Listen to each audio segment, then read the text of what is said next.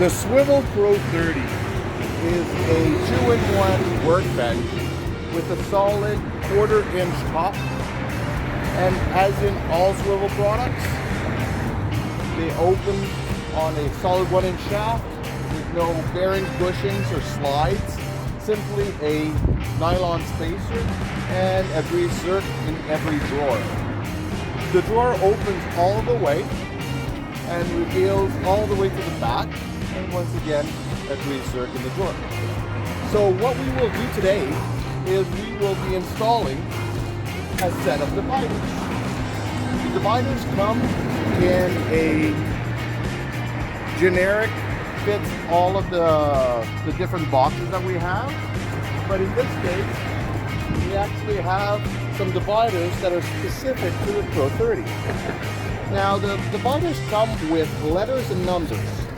So the letters go horizontally and the numbers go side to side. So what you do, and obviously it depends on what you're trying to, what your needs are. If you need more larger space, you can put less, and if you need less larger space, you put more.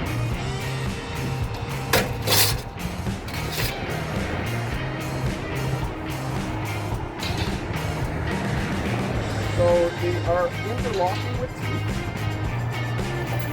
And the first one is always the more difficult one to put in.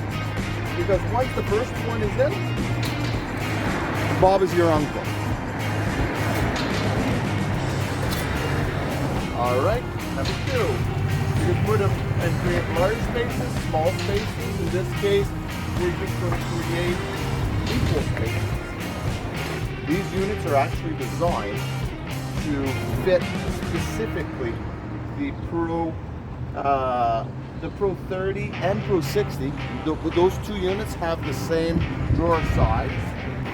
Now, another important feature of the PRO30 and the PRO60 is that they both have a rocking system, and the way that the rocking system works is slightly different than what some of the other products use, the other workbenches use.